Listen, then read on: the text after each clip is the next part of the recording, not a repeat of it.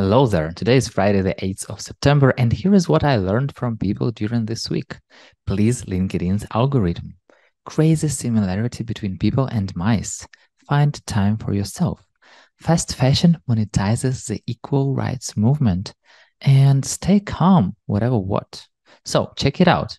First, during the Freelance Drive conversation, Anthony Muhye told me how to get good results on LinkedIn. I was recently in a LinkedIn creator initiative. They invited like 60 people, and they told us that one of the most important things, if you want to please the algorithm, it's about getting good results, is to post about trending topics which are relevant to your audience. So if you can make it about, for example, a recent change on a freelance website, I will talk about that. Or something that is a new niche that is making a lot of money for the people in that niche, I will talk about that. So that's important. It's not about jumping on the trends, but also about sharing value, new value, fresh. And after that, I have so many questions for myself about what the hell I'm doing here on LinkedIn. Second, on Andrew Huberman's podcast, Dr. David Linden, professor of neuroscience at the Johns Hopkins University School of Medicine, talked about the mice they use for research. And the quote is, "We work on mice, we raise them basically in prison in little cells, and we try to give them as similar experience as possible. They have nothing like the experience of the wild mouse, and they love it." And when I heard these words, I was like, wait a minute, isn't it something most people were taught to do? We are mostly born and live in different sized cells. If lucky, go to similar kindergartens and schools, sometimes even universities, work in one huge money and fame driven market till the moment we are finished. And it seems that we love it. And what about the wild mice experiences?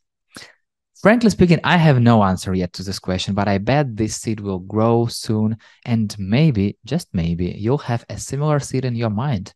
So check the link to the full episode below. Third, during a Freelance Sucks conversation, Tom Kozacinski opened a very important theme that freelancers and all the people might forget about. I need to find a way how that piece of my life where I'm working with clients integrates into everything else, and how I can work around it so I still have a time to do all of the other things that I want to do. And when you're starting out, you're chasing recognition and accolades and clients, and you want to earn money. And it's easy to forget that there are other things to do apart from. There are so many other things that you need to focus on. For me, finding crafting times for myself outside of my business and outside of stand-up comedy was something that I challenged myself to do. Fourth, in her recent post, Carolyn Zick talked about how much time and effort it takes to create crocheted pieces and how low valued fast fashion workers are, most of whom are women.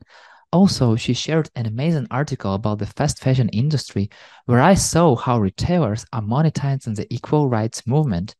They sell a feminist t-shirt for $12.99 while doing so little to address injustice and fair wages in their own supply chain. So now I'll think twice before purchasing clothes with loud words.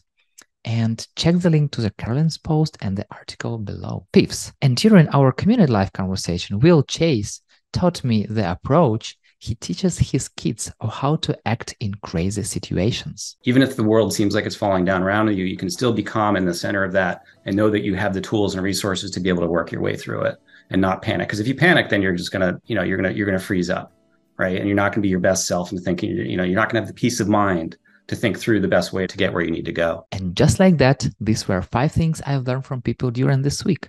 And what have you learned this week? Share it in the comments here or on LinkedIn or whenever, and let's connect. If you learned something new, share this episode with your friends. That's it. I'm done. See you next week.